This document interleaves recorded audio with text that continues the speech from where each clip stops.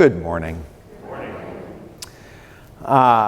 Years ago, on an Easter morning, I gave an amazing sermon. I mean,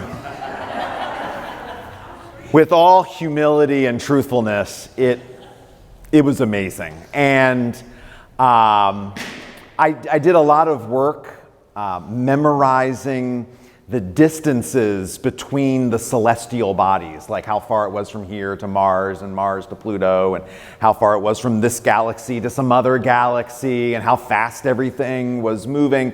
And my point was just how vast the universe is that God made, and how God made it, and God fills it, and our God is big. I used a picture of the Earth, the furthest picture anyone's ever taken from Earth at the edge of the solar system, to be able to say, like, this is how small we are. This is how small Earth is and how great God is. And the same God who raised Jesus from the dead fills all of this. And again, I really thought I nailed it. And at the back door, there was a crowd, as there often is on Easter, and everyone's shaking hands and happy Easter and good sermon and thank you so much. And then there was one person who kind of stood back waiting for everyone else to kind of go.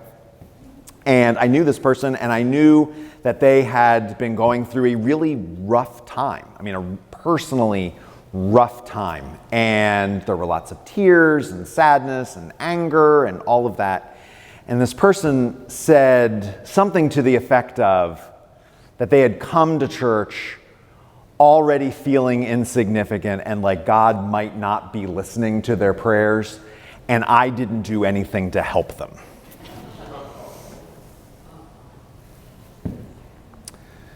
So maybe it was a C- sermon. I don't know. And here's the thing, that person was not wrong. I had spent almost most of the sermon looking at God through a particular theological lens, that the bigness of God, that God is beyond all, that God is transcendent, that God fills all things, that God is here, but God is also on some planet circling some star that we don't even know exists yet, and that this God is in many ways incomprehensible to us. God is infinite, and we are finite, and our minds are finite, and so we cannot wrap our heads around the fullness of this God. And this idea of God is inspiring. It obviously inspired the great cathedrals of the world with their, soaring towers and apses, and it inspired great works of music and, amazing chords on the organ. But there is one downside to looking at God just this way, and it is a less personal understanding of God.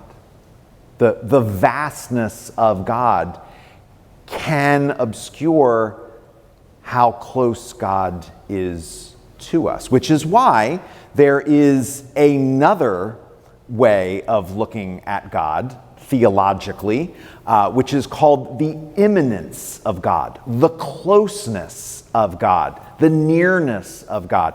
This is where, God says to the prophets, I know every hair on your head. Your name is inscribed on the palm of my hand. This is where God, the good shepherd, comes and leaves the 99 and goes after the one when we are lost. And this God picks us up and puts us on his shoulders and carries us home. This God is close and near, and knows every breath that we take. The danger, if you just focus on the immanence of God, the closeness, the nearness, the God who looks at each of us with microscopic detail, is that we can sort of shrink God down until you get to the point where you have this small, very close God. But what can this God do for you? Where is this God's power? What is this God able to accomplish when he is so small? Which is why you need both the bigness and the immanence.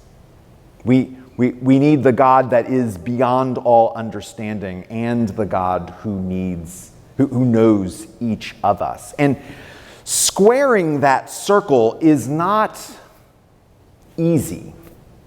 The philosopher and theologian Peter Rollins, who was here some years ago, tried to square this circle by inventing a word. Philosophers tend to do this when they have a hard time describing something. They just invent a word. And he invented the word, and I'm going to lose it, hypernymity.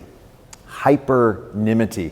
It's based on the root word for anonymity, which means someone who is obscured and not able to be seen completely and fully because they're anonymous. But hypernymity, Peter Rollins says, is the God who is not obscured because he's so far away from us, but the God who is obscured because he is so close to us. If you've ever known a small child to draw you a picture that they're very excited about, and they come to you and they say, "Daddy, Mommy, look at this," and they shove it in your face, right? You can't see it, and you have to pull the picture away from your face and move your glasses. Okay, now I can see it. Hypernymity is sort of like that. God is so close that we sometimes miss him. Not just beyond us in some universe a million light years away, but so close and yet obscured. The other way to square this circle is the 139th Psalm, which we read a portion of this morning. One of the pieces we did not read this morning, the psalmist says this in verse 7. He says, "If I climb up to heaven, you are there. If I make the grave my bed, you are there also. If I take the wings of the morning and dwell in the uttermost parts of the sea, even there your hand will lead me." People 2,000-3,000 years ago didn't know anything about other planets and worlds and solar systems and galaxies. They viewed the world much differently, and their language didn't even have words to describe the universe as we know it. But the psalmist here is using the most expansive language that they had and the most expansive view of the universe that they knew at that time to say that God is everywhere. The highest that the skies go, the lowest depths of the ocean, God fills it all. That was the psalmist's way of saying that God is big and great and fills everything. But the psalmist begins the psalm by saying, "Lord, you have searched me out and known me." It's not even an us there. It's a me. Like this God knows me and you. You know my sitting down and my rising up. Like you know when I travel somewhere, you know when I come back. You discern my thoughts from afar. You know what's going on in here. You are acquainted with all of my ways.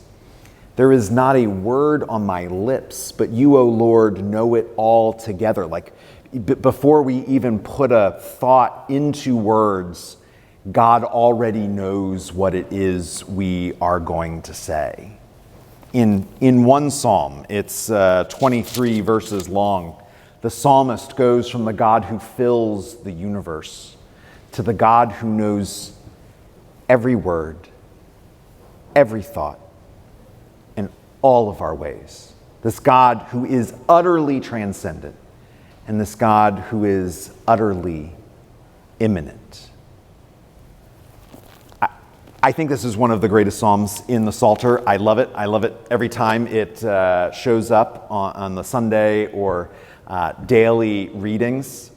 I think it is a huge comfort to know, and especially my friend at the back door those many Easters ago, that the God who fills the universe does see us and know us intimately and wholly. And because there's an honor that comes with that. God honors us with God's intention. God values us. The way you most value other people is by giving them your time, right? When you spend time with someone, you're saying that you matter. God, who takes the time to know our thoughts and our ways and our getting up and our sitting down, values us and honors us. The God who created the heavens knows us, loves us, cares for us. There is one slightly uncomfortable part of this psalm, though. There's a slightly uncomfortable part to God knowing everything about us, God knowing every thought on our mind, every word on our lips, all of our ways.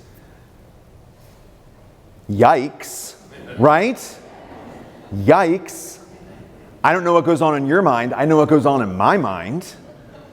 One of the things that we do as human beings is we have parts of ourselves that we don't like, parts of ourselves that we are ashamed of, parts of our past that we are ashamed of, parts of our present that we are ashamed of. These are things that we spend a lot of time and energy trying to hide from everyone else. We want to put off the air that we're cool and everything's fine, right? How you doing this morning? Great. How was your weekend? Incredible, right? You doing good? Oh yeah. Never mind everything that's actually going on in your life and the things that are waking you up in the middle of the night and things that are, going through your heads that makes it hard to go to sleep at night. We all carry these things and we all hide these things from each other. In fact, some of us have become very adept at trying to hide them from ourselves. Like we don't even want to know them ourselves. And like human ostriches, we just stick our head in the sand and la, I'm not going to think about these things. And yet, God knows it all. One of the insidious parts of social media is that most of what we share on social media is the best of us, right? We put a picture out or put a status out. It's usually not the thing that we are most shameful of.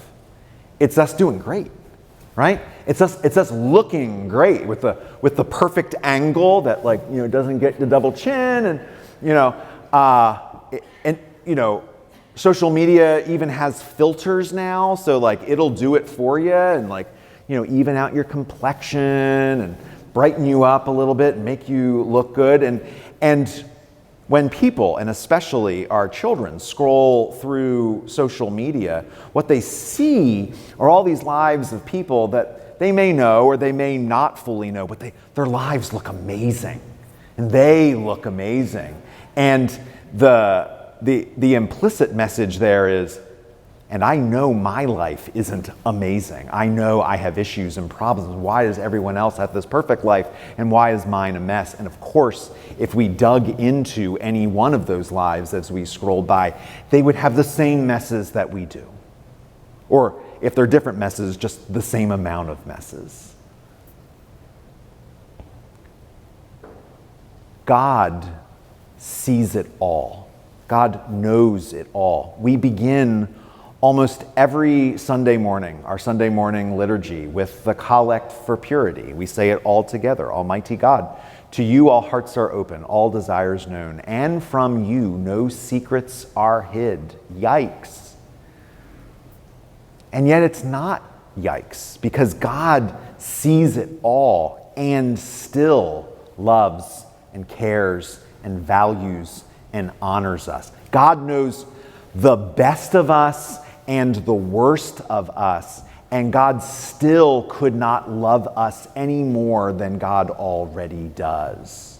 Those things that cause us shame and guilt, they do not define us to God. And they shouldn't define us to us or those around us. Our value comes not from the parts of us that are broken or sad or are a mess. Our value comes from the God who made us in his image, and who loves us immeasurably. This God who fills the universe, and this God who wants to fill each of our hearts. Amen.